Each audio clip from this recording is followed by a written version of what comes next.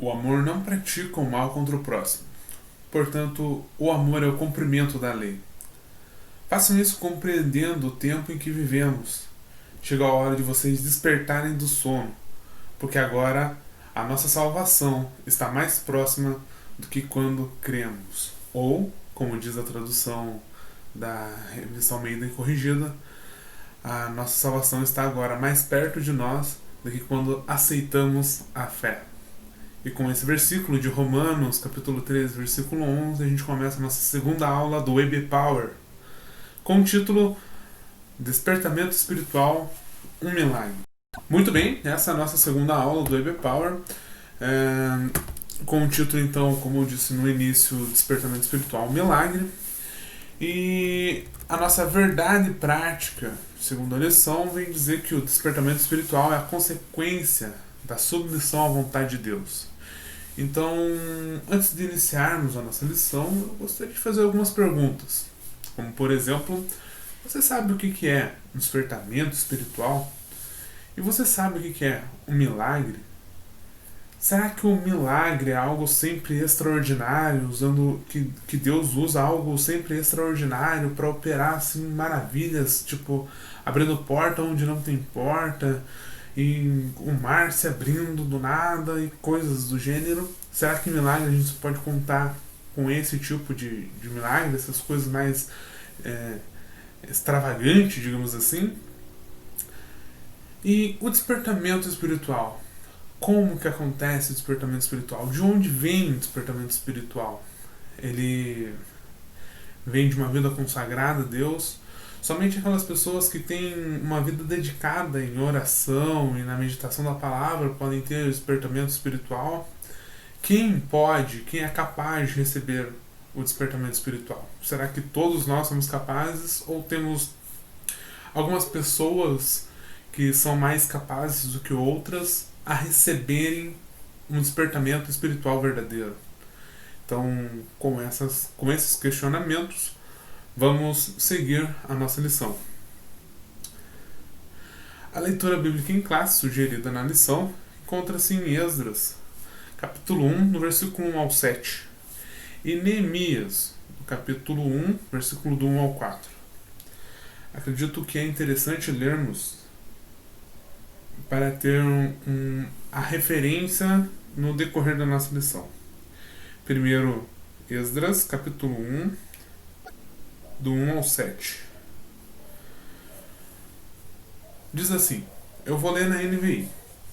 No primeiro ano do reinado de Ciro, o rei da Pérsia, a fim de que se cumprisse a palavra do Senhor falada por Jeremias, o Senhor despertou o coração de Ciro, o rei da Pérsia, para redigir uma proclamação e divulgá-la em todo o seu reino. Nestes termos: assim diz Ciro, rei da Pérsia: o Senhor, o Deus dos céus, deu-me todos os reinos da terra e designou-me para construir um templo para ele em Jerusalém de Judá. Qualquer do seu povo que esteja entre vós, que o seu Deus esteja com ele, e que vá a Jerusalém de Judá reconstruir o templo do Senhor, o Deus de Israel, o Deus que em Jerusalém tem sua morada, e que todo sobrevivente, seja qual for o lugar que esteja vivendo, receba dos que ali vivem prata, ouro, bens, animais e ofertas voluntárias para o templo de Deus em Jerusalém. Então, os líderes da família de Judá e de Benjamim, como também os sacerdotes e os levitas, todos aqueles cujo o coração Deus despertou, dispuseram-se a ir a Jerusalém e construir um templo do Senhor. Todos os seus vizinhos nos ajudaram, trazendo-lhes utensílios de prata, ouro, bens, animais e presentes valiosos, além de todas as ofertas voluntárias que fizeram. Além disso, o rei Ciro mandou tirar os utensílios pertencentes ao templo do Senhor, os quais Nabucodonosor tinha levado de Jerusalém e colocado no templo do seu Deus, com D minúsculo, que é o Deus de Nabucodonosor. Beleza? Até o 7, então. E agora, Neemias. E agora Neemias, no capítulo 1, do versículo 1 ao 4. Diz assim: Palavras de Neemias, filho de Acalias. No mês de Quisleu, que é aproximadamente no mês de novembro ou dezembro, no 20º ano, isso é, no reinado de Artaxerxes I, conforme o capítulo 2, 1, enquanto eu estava na cidade de Suzã, Anani, um dos meus irmãos, veio de Judá com alguns outros homens, e eu lhe perguntei acerca dos judeus que restaram, os sobreviventes do cativeiro, e também sobre Jerusalém. Eles me responderam: aqueles que sobreviveram ao cativeiro e estão lá na província passam por grande sofrimento e humilhação. O muro de Jerusalém foi derrubado, e as suas portas foram destruídas pelo fogo. Quando ouvi essas coisas, sentei-me e chorei. Passei dias lembrando-me, jejuando e orando ao Deus dos céus. As palavras de Neemias, do capítulo 1, do versículo do 1 ao 4. E essa é a nossa leitura bíblica em classe, sugerida aí pela nossa lição. São textos poderosos que mostram o despertamento de homens com Deus na vida, ou que Deus despertando um homem, por exemplo, como o rei Ciro, que não era um homem devoto a Deus, digamos assim. Ele era um homem pagão, ele servia a deuses do seu reinado. Deus, como aprendemos na última lição, Deus usa quem Ele quer, da maneira que Ele quer e do jeito que Ele quiser. Então Deus despertou o coração do rei Ciro e usou ele de uma maneira miraculosa, digamos assim, para libertar não só o povo de Israel, mas como todos os escravos que Nabucodonosor tinha levado até a Babilônia. E como sabemos da história, o rei Ciro ele se propunha como o enviado de todos os deuses para se colocar diante das nações e entregar a liberdade aos seus povos, e para que eles tivessem a liberdade de voltar para o seu país e ali adorar os seus deuses e ter a sua cultura normalmente.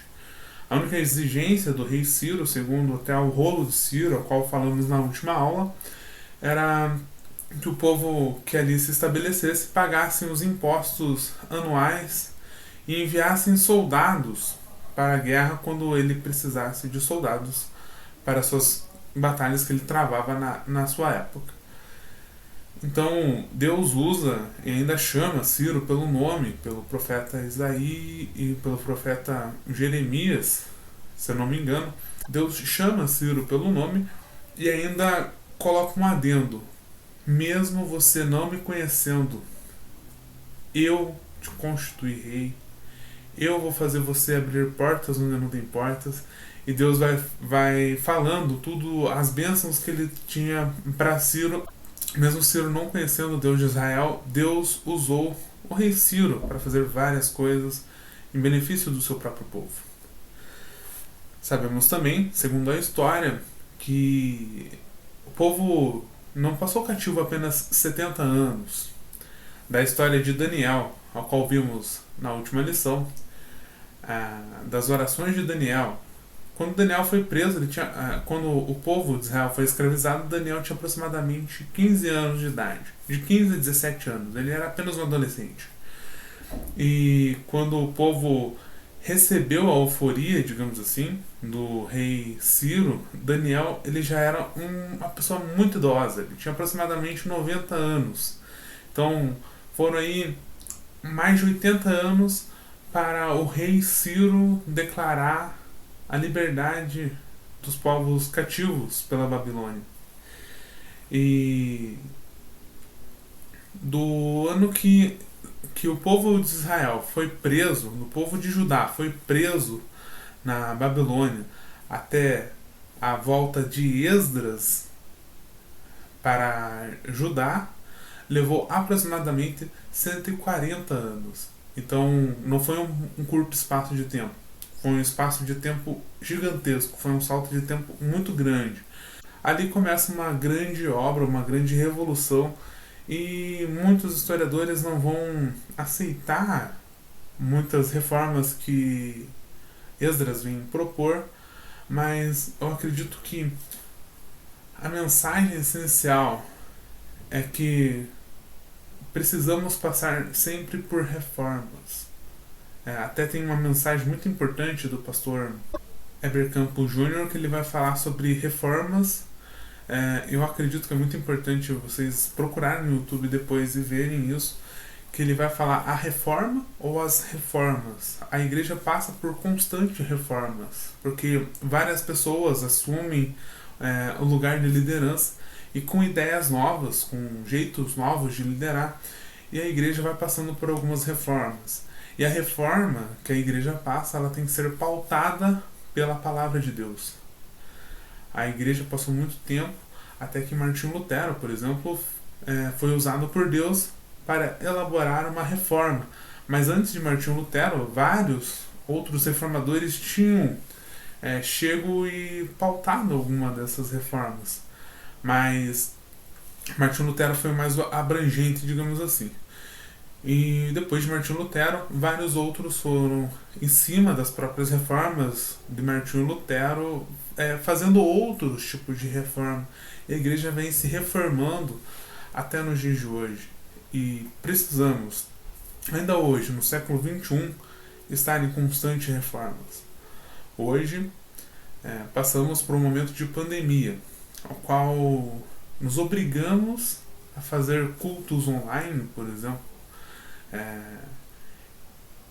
E diante desse cenário inacreditável, que eu sinceramente nunca imaginava no começo do ano, em janeiro, por exemplo, ou no culto da virada, eu nunca imaginava no culto da virada que estaríamos hoje sendo obrigados a ficar em nossas casas e participar de cultos online.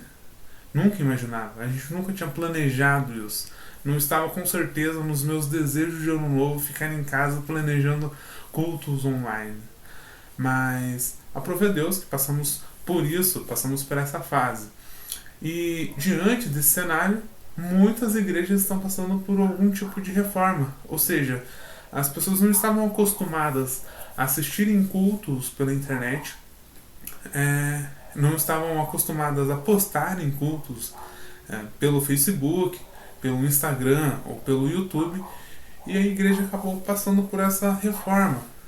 E as mensagens de pastores estão sendo mais elaboradas para serem postadas na internet e não ter tanta rejeição do seu público. Eu acho isso que é uma coisa maravilhosa. Então estamos vendo aí uma grande repercussão em vários aspectos nessa pandemia, até mesmo com essas reformas que estão sendo geradas por essa nova situação que estamos vivendo. E o povo de Israel, os cativos da Babilônia, passaram por essas reformas. Demorou um tempo, não foi tão rápido quanto foi comentado pela lição, até tinha comentado isso na lição passada também. Não foi tão rápido quanto o autor da lição falou que poderia ter sido. Não foi, Daniel orou e daqui a pouco aconteceu essas reformas e tudo e o povo já estava lá em Judá de novo. Mas, de fato, que o povo, alguns voltaram na primeira remessa com Esdras, e depois na segunda remessa com Neemias, e ali houve-se algumas mudanças na cultura, com a instauração do judaísmo na época. Tanto que alguns historiadores vão falar que Esdras é o pai dos fariseus, que eram os guardiões das leis, digamos. E as reformas propostas por ele eram muito válidas para reformular a parte cultural da sua religião. Entretanto, nosso intuito nessa lição a explicar algumas coisas importantes como o despertamento espiritual. Depois vamos enumerar algumas finalidades do despertamento e ilustrar que Deus ele cumpre com suas promessas. Na lição passada, como eu disse, aprendemos a importância da vida dedicada a Deus em oração. Daniel foi usado como exemplo da última lição. Ele era dedicado a Deus em oração, tanto que ele orava 3 vezes ao dia. Ele foi preso e jogado na cova dos leões por continuar insistente em suas orações. E Deus ele nunca abandonou Daniel por conta disso. Aliás, livrou ele da cova dos leões, honrou Daniel em todas as posições que Daniel ocupava na Babilônia durante o reinado. E Daniel fazia as suas funções não sobressaindo como um servo de Deus, mas como sendo um servo fiel no trabalho que ele estava exercendo, porque ele estava honrando a Deus no trabalho que ele estava fazendo. Uma coisa que a gente aprende com Daniel, que a oração é importantíssima e devemos praticar a oração sempre. E a oração, ela nos mostra o quão pequenos somos e o quão grande Deus é. Né? A gente descobre isso através da oração. E a oração ela não deve ser algo egóico, algo que eu devo só pedir por mim, só falar de mim. A oração a gente aprende que deve ser interpessoal, ou seja, a minha oração ela tem que ser mais para o outro, mais por uma causa do que por mim mesmo. Né? E a oração ela deve ser pautada em Cristo, ela deve ser cristocêntrica. E através da oração é que achamos aí um despertamento espiritual verdadeiro. Aí é assim como a brasa na fogueira. Já repararam isso?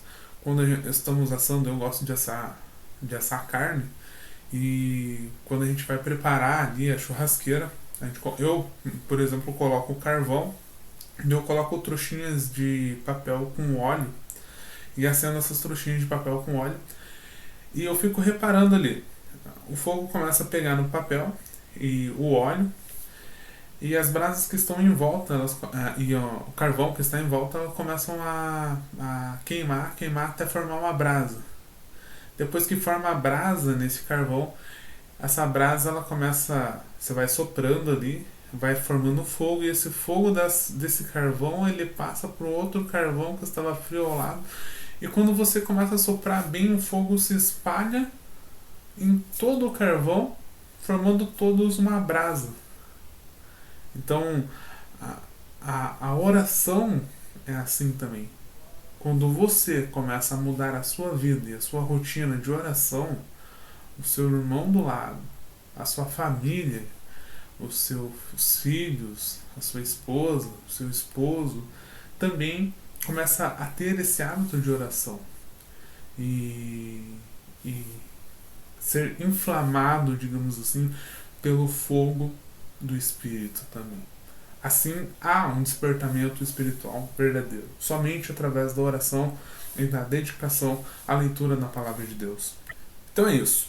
Tópico 1 da nossa lição número 2 vai dizer que o despertamento espiritual ele emana do próprio Deus.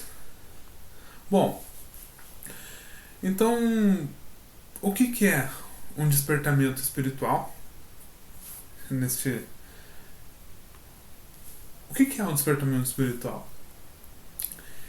De onde vem esse tal despertamento espiritual?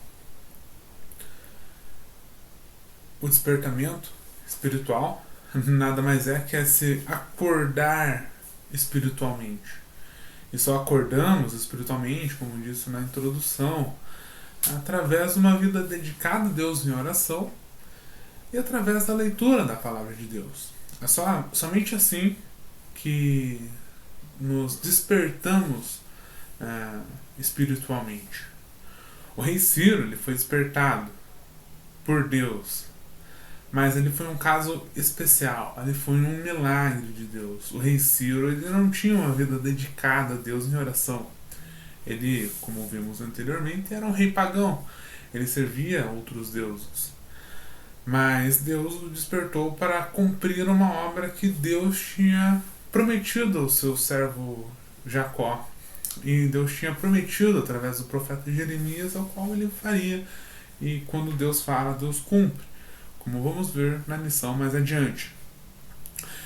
E esse despertamento, então, ele emana de quem? Do próprio Deus.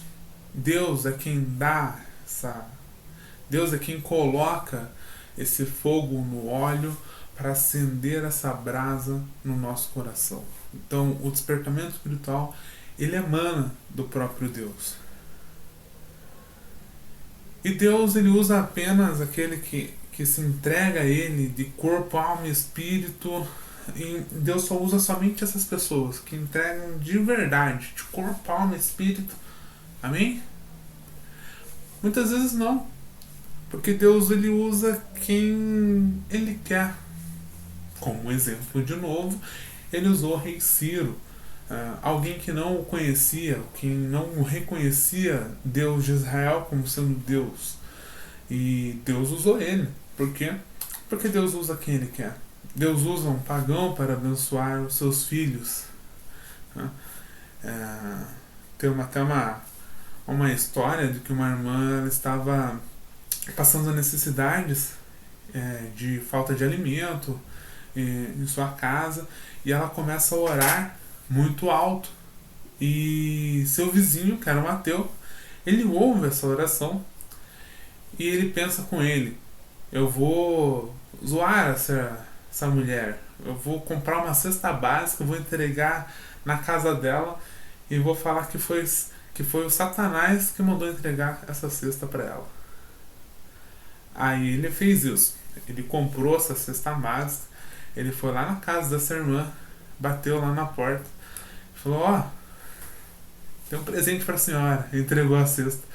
A irmã olhou aquela cesta básica: meu filho, muito obrigada, Deus te abençoe.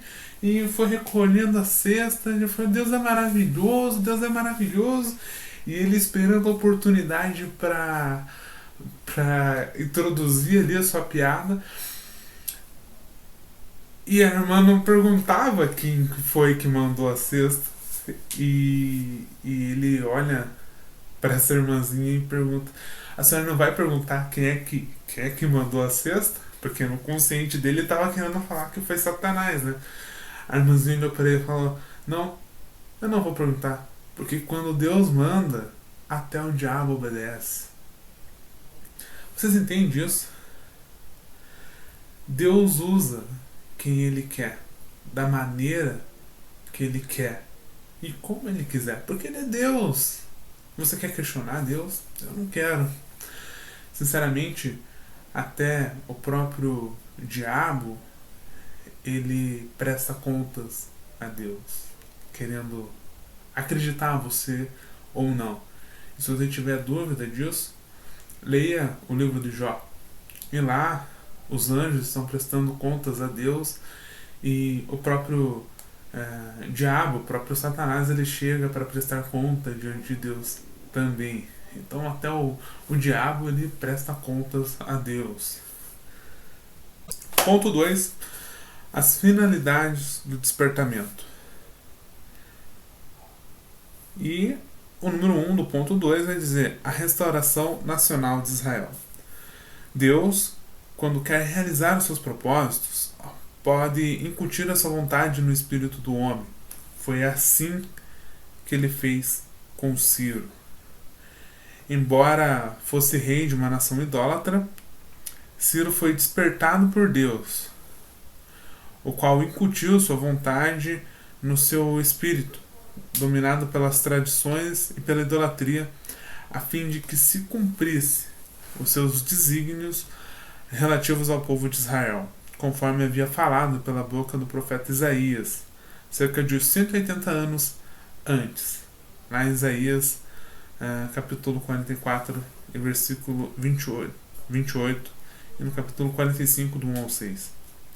Inclusive, anteriormente eu tinha dito que mesmo o rei Ciro não tendo conhecido a Deus, daí eu devo ter me equivocado mais ou menos no livro. Então foi no livro de Isaías que Deus vai falar assim, que mesmo o Ciro não conhecendo a Deus, não reconhecendo a Deus, Deus iria usá-lo de uma maneira extraordinária. Foi assim que aconteceu. Bom, por que que Deus ele age de algumas maneiras assim, dessas formas que não entendemos? Por que que Deus pode fazer algo do gênero, por exemplo, usar uma pessoa que não reconhece ele como Deus? Porque quando Deus desperta o coração de alguém, Deus não está importando quem que ele está despertando o coração. Ele apenas desperta e pronto. Deus usa quem ele quer, da maneira que ele quiser. Foi isso que aprendemos já. E Deus desejou despertar o coração do rei Ciro para cumprir os seus propósitos da maneira que ele bem entendeu. E um desses propósitos foi libertar o povo de Israel. Deus fez isso porque ele zela por sua palavra. Em Jeremias, no capítulo 29, versículo 10, vai dizer: Assim diz o Senhor, quando se completarem os 70 anos da Babilônia, eu cumprirei a minha promessa em favor de vocês, de trazê-los de volta para este lugar. Deus, por zelar a sua palavra 70 anos depois, um pouco mais, ele vai e cumpre essa palavra através do rei Ciro, para abençoar o seu povo. Você já teve alguma promessa de Deus? Então aguarde, porque se a promessa é realmente de Deus, ele realmente cumpre. Porque Deus não é homem para que minta, nem filho do homem para que se arrependa. Se a palavra saiu dele, ele com certeza vai cumprir. E digo mais, a maior promessa que temos é que ele iria, nos prepararia um lugar e voltaria para nos levar com ele. E é essa promessa que nós, cristãos, temos que estar firmes sempre. É do retorno de Cristo para a terra, nos buscar e nos levar às mansões celestiais. Deus leva o povo para a Babilônia por conta da rebeldia e idolatria. Deus levou aí os príncipes de Judá por conta da rebeldia e idolatria do seu coração. Mesmo não tendo de fato um despertamento geral no povo, Deus ele cumpre essas promessas e liberta o povo da Babilônia. Por quê? Porque quando Deus fala, Deus cumpre. Alguns pontos para a gente levar em consideração dos modos operantes dos modos operantes, ou seja, do jeito que os reis da época operavam seu reinado. Bom, o rei Nabucodonosor ele tirava o povo da sua terra natal e destruía a sua terra para que ficassem realmente em destroços. Ele passava, como foi ali em Jerusalém, ele destruiu os muros, destruiu o templo, deixou a população ali em um estado de miserabilidade e levou para a Babilônia, o rei Nabucodonosor levou para a Babilônia os príncipes e os sábios da época. Porque eram modus operandi dele, era um jeito que ele operava ali na sua época. Já o rei Ciro, ele trabalhava de uma maneira um pouco diferente. Ele libertava o povo oprimido, ou quando ele dominava alguma terra, ele não destruía, mas ele pedia impostos anuais para a terra que ele dominou, para o povo que ele dominou, e pedia soldados para que fossem enviados à batalha quando ele assim necessitasse. E ele dava liberdade religiosa para o povo que ele dominou. porque as pessoas elas poderiam fazer algum tipo de rebelião contra o reino da Pérsia se fossem atacados a sua cultura, a sua fé. Então o Ciro ele deixava a cultura e a fé das pessoas do jeito que estavam e ainda devolvia, muitas das vezes, quando ele conquistava um povo que tinha dominado outro povo, ele devolvia esse povo à sua terra com sua cultura e sua religião.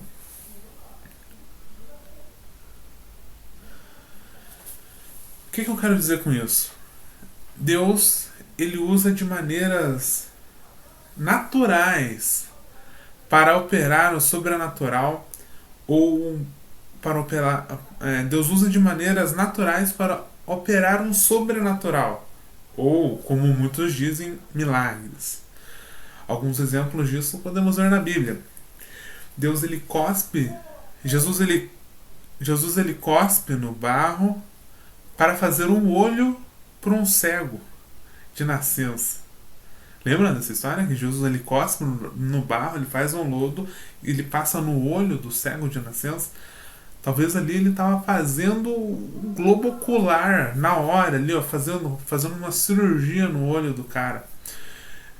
Deus ele multiplicou pães e peixes. A partir do quê? De pães e peixe. Com 5 pães e 2 peixinhos, Jesus alimentou ali uma multidão de 5.000 pessoas. Imagina, com 5 pães e 2 peixinhos. Mas ele fez essa comida se tornar do nada? Não, ele multiplicou algo que já existia. Ele operou um milagre de algo natural. Ele fez algo que já existia, ele multiplicou os pães. Não deixa de ser um milagre. Aliás, é um milagre enorme. Porque hoje em dia 5 pães não sustenta nem eu, imagina. E Jesus sustentou uma multidão de 5.000 pessoas.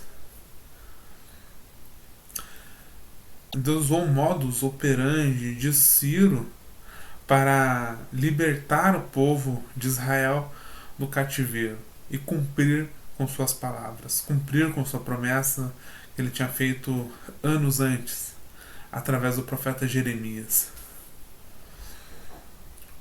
Número 2 vai falar sobre a restauração espiritual de Israel. Deus quer usar o homem como seu instrumento, certo? E nessa parte eu quero levantar algumas coisas. Por exemplo, o autor da revista vai falar sobre o livre-arbítrio, que o homem tem aí seu livre-arbítrio para escolher ser usado ou não por Deus da maneira que Deus quer. Eu discordo um pouco do livre-arbítrio. Eu não acredito muito no livre-arbítrio, ou seja, nessa escolha. Porque quando Deus quer usar alguém, não importa se a pessoa quer ou não. Quando Deus quer usar, a pessoa vai ser usada mesmo na desobediência. Quer ver um exemplo? Lembra da história de Jonas? Jonas ele não queria pregar na cidade de Nínive. Para ele seria um ato injusto da parte de Deus tentar salvar o povo de Nínive. Porque o povo de Nínive era uma galera muito absurda. E no coração de Jonas ele não queria de maneira nenhuma essa galera que operava de uma maneira assim absurda. Eles faziam torres de cabeças, por exemplo, torre de crânios eles faziam, entre outras coisas. Eles eram o povo de Nínive, os assírios, eles eram muito violentos em suas guerras. Jonas, sabendo disso, ele não queria de maneira nenhuma que esse povo, que já tinha oprimido o seu povo, fossem abençoados por Deus. Porque ele sabia o quanto Deus era misericordioso, e é misericordioso, e iria salvar esse povo. E Deus tinha mandado Jonas para lá. O profeta Jonas ele desviou o seu caminho, foi para outro lugar. Deus ele balando o barquinho, Jonas é lançado ao mar, uma baleia, um grande peixe, ele come Jonas cospe Jonas na praia de onde? Na praia de Nínive. E Jonas é cuspido onde era para ele ir. Jonas teve um livre-arbítrio? Ele teve uma escolha? Não. Quando Deus fala, Deus cumpre. Quando Deus tem algo para realizar, Deus realiza e não tem o que nós possamos fazer para impedir a vontade de Deus de ser feita. Vocês entendem isso? E isso se chama a soberania de Deus. Então, Deus, ele é soberano em suas escolhas.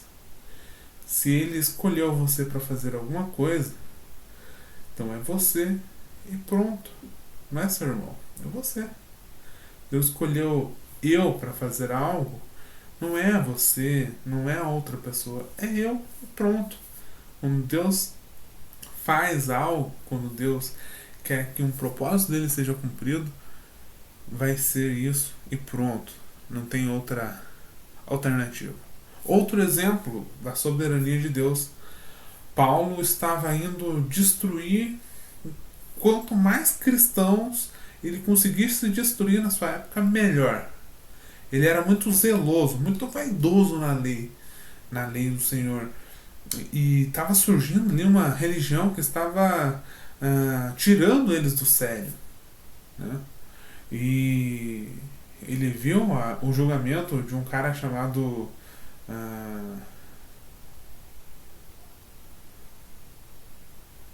não lembro o nome. E ali Paulo, ele muito sério, muito devoto à sua lei, ele vai no caminho de Damasco e ali ele tem um encontro com Cristo. Muitos falam que ele caiu do cavalo, mas a Bíblia não diz que ele caiu do cavalo. Ele não estava a cavalo, provavelmente. Mas ele teve um encontro com Cristo. E ele indo a caminho de Damasco com todo aquela raiva, aquele rancor dele de querer destruir os cristãos da época, ele cai no chão quando ele vê uma luz muito forte e uma voz, como uma voz de trovão, dizendo: Paulo, Paulo, por que me persegues? E então ele não teve escolha. Paulo também não teve escolha. Simplesmente, quando a graça de Cristo chama para a salvação, ele não resiste. Ele não tem escolha. Muitos de nós também não temos escolha quando Deus nos chama para a salvação. A graça dele é irresistível. Eu acredito na graça irresistível de Cristo. Quando ele nos chama para a salvação, não importa o quanto a gente se desvie para a esquerda ou para a direita, a gente sempre vai ser retornar. Nós sempre vamos ser levados para um outro caminho, que é o caminho de Cristo.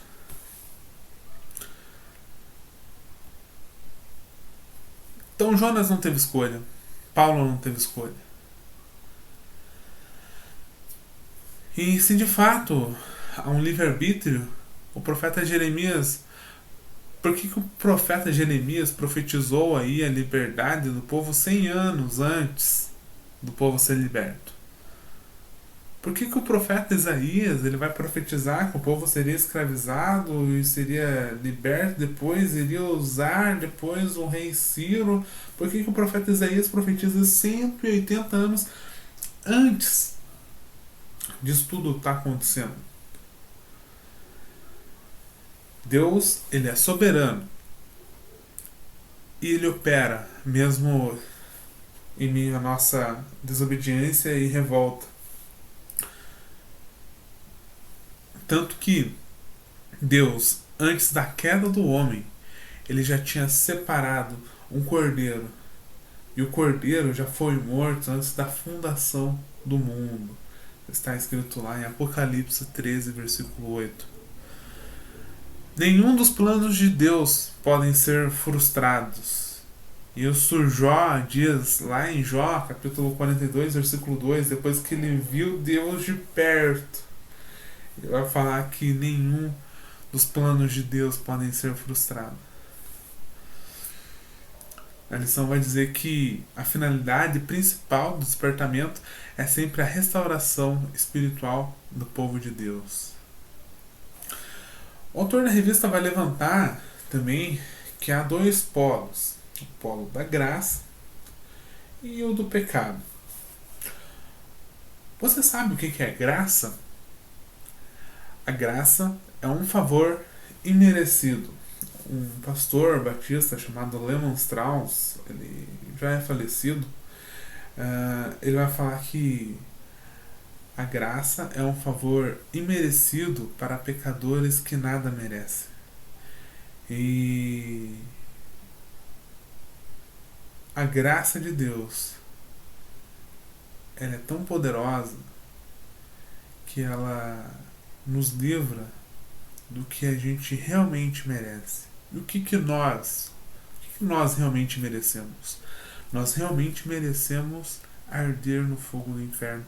Mas a graça de Deus nos tira daquilo que realmente merecíamos e nos leva para um outro patamar. Agora Deus não nos enxerga como pecadores merecedores do inferno, mas Ele nos enxerga como filhos adotados pela graça. Então, a vontade soberana de Deus ofereceu-nos a graça, que ela foi enviada através do sacrifício vicário de Cristo na cruz do Calvário. O Cordeiro que foi morto desde antes da fundação do mundo. E o que é o pecado? O pecado, na tradução literal, é errar o alvo. E quem é o nosso alvo? O nosso alvo é Cristo. Toda vez que vamos por um caminho que nos leva para distante, ou nos distancia de Cristo, estamos errando o alvo.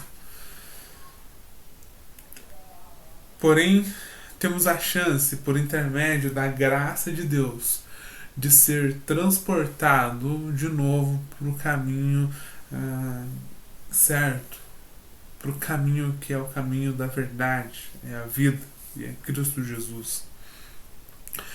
E quem que nos ajuda a acertar o alvo? Quem nos ajuda a acertar o alvo é o próprio Espírito Santo. Ele é o único capaz de convencer o homem do pecado, da justiça e do juízo, como está escrito em João capítulo 16, versículo 8. E sem a ajuda do Espírito Santo, nós nunca acertaríamos o alvo, porque a nossa tendência natural, desde Adão e Eva, a nossa tendência natural é errar o alvo, é se desviar de Deus, é desobedecer a Deus. Mas através de Cristo Jesus, através do Espírito Santo de Deus, nós somos agora aí, podemos acertar o alvo, que é Cristo Jesus, que é o caminho, é a verdade e é a vida. E o Espírito Santo, segundo a lição, o Espírito Santo faz que os crentes andem na luz. Tópico 3 vai dizer que Deus cumpre as suas promessas. É o que temos visto até então. Deus cumprindo as suas promessas. Jeremias, capítulo 27, versículo 22, vai dizer: serão levados para a Babilônia e ali ficarão até o dia em que eu os quiser buscar, declara o Senhor. Então os trarei de volta e os restabelecerei neste lugar. Deus disse que se o povo seguisse o caminho da desobediência e da idolatria, Deus traria a maldição para o povo de Israel. E o que o povo fez? Ele escolheu o caminho da desobediência e da idolatria. E Deus cumpriu com sua promessa e amaldiçoou o povo, levando-os cativos para a Babilônia, que foi uma das piores fases do povo de Israel. E as promessas de Deus, elas continuam em pé mesmo quando nós caímos. Eu vou repetir.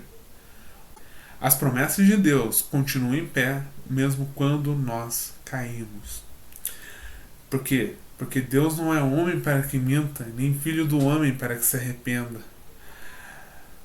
Acaso ele fala e deixa de agir? Acaso Deus promete e deixa de cumprir? Números capítulo 23, versículo 19. E o tópico 4. E o tópico 4 vai dizer que o despertamento torna os homens obedientes à palavra. Ali no número 1 do tópico 4 vai dizer que o culto foi reestabelecido em Jerusalém. O culto que foi reestabelecido em Jerusalém foi exatamente aquele que a lei de Deus determinava. Mas eu tenho que perguntar para vocês: qual é o culto que agrada a Deus? Um curso de teologia básica que fizemos, aprendemos que um culto que agrada a Deus é um culto que ele tenha ordem, decência e que seja cristocêntrico. O que é um culto que tenha ordem? Um culto que tenha ordem é um culto que tem um certo tipo de liturgia. Liturgia com orações, com louvores, com principalmente tempo para aprender da palavra de Deus, que é o momento principal do culto. Alguns reformadores, eles levavam tão a sério isso que os cultos não tinham mais músicas, porque eles queriam se distanciar o máximo possível do catolicismo na época. E eles acatavam, por exemplo, o culto com oração e palavra e oração. Eles acatavam o culto sendo o culto de oração, palavra e oração. Então eles não tinham nem louvores, não tinham mais cantos nos seus cultos. Eles tinham apenas oração, palavra, oração. Hoje, nos nossos cultos, nós temos período de louvor, é um período agradável também, mas um período que devemos nos dedicar seriamente é um período de oração e de palavra. E o período da palavra é uma palavra preparada que saia do coração de Deus para o coração do povo. E muitas das vezes o que sai do coração de Deus para o coração do povo não é um tapinha nas costas ou um cafuné na cabeça. Muitas vezes é uma lambada, porque muitas vezes nós, povo de Deus, precisamos levar uma lambada. Estamos levando uma lambada agora, em tempo de pandemia, por exemplo.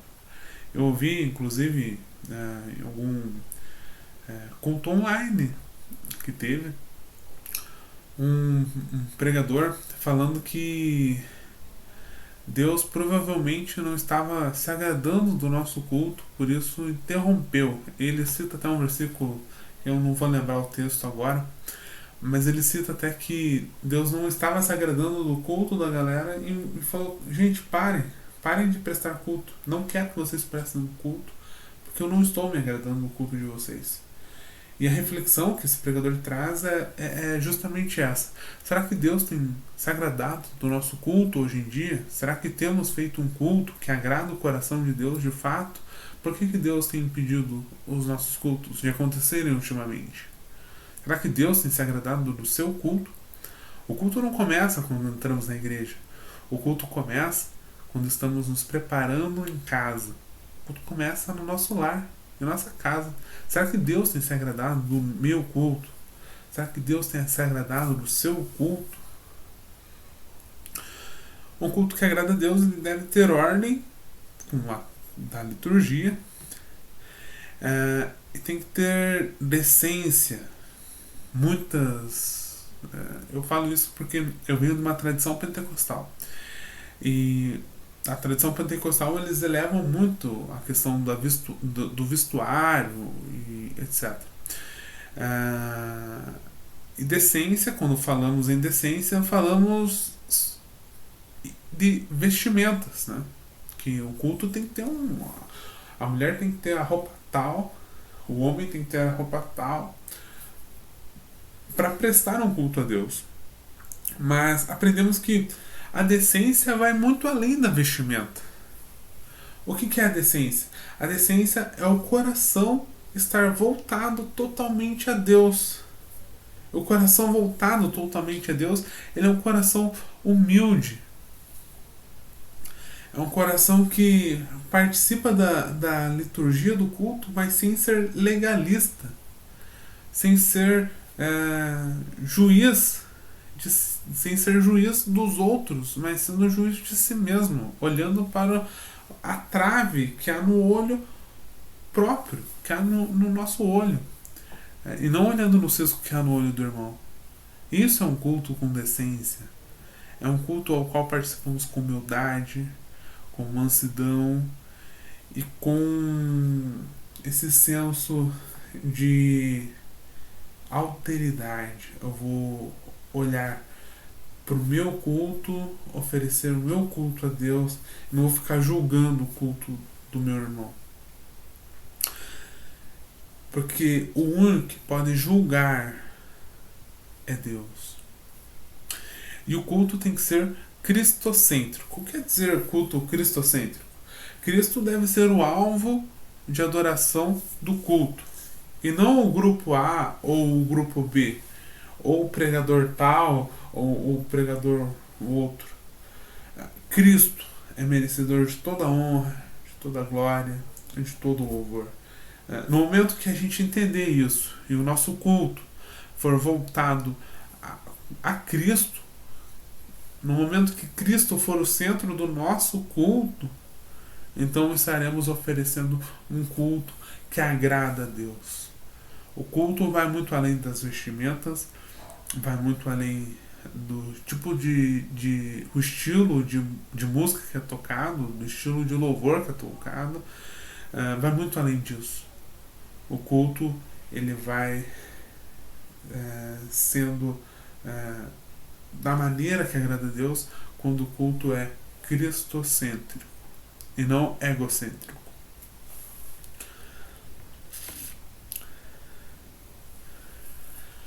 O despertamento espiritual ele nos traz lições valiosas para a vida com Cristo.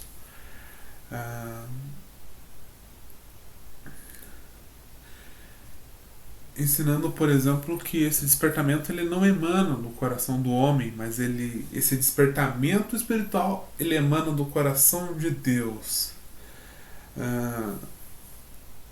Ele é quem usa, quem ele quer, da maneira que ele quiser, para os propósitos que ele já estabeleceu.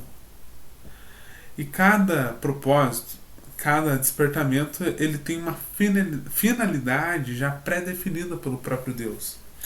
Deus utiliza de meios naturais para surpreender e confundir os sábios. Ele opera milagres maravilhosos com coisas simples, como o amanhecer, por exemplo.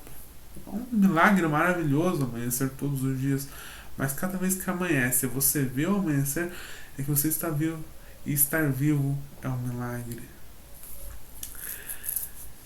Mas o maior milagre que Deus nos concedeu com toda certeza é a sua graça salvadora por intermédio de Cristo na cruz do Calvário.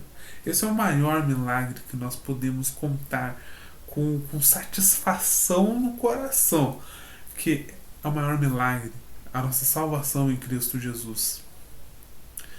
Deus é fiel. Quando eu era criança, a gente sempre ouvia a tia Gilda dizendo isso na igreja, e até hoje é um jargão da tia Gilda falar que Deus é fiel. E Deus é fiel quer dizer que ele fala, ele cumpre. E as promessas deles continuam, a promessa de Deus continua em pé, mesmo quando nós caímos. Louvado seja Deus. Essa foi mais uma aula da EB Power, da Escola Bíblica Power, que, se Deus quiser, vai sair todas as semanas no nosso canal no YouTube. Espero que vocês gostem, compartilhem, ah, clique em gostei, clique em não gostei, faça seu comentário e estejamos prontos, sempre firmados na verdade, que é Cristo Jesus. Deus abençoe a todos. Só lhe deu glória.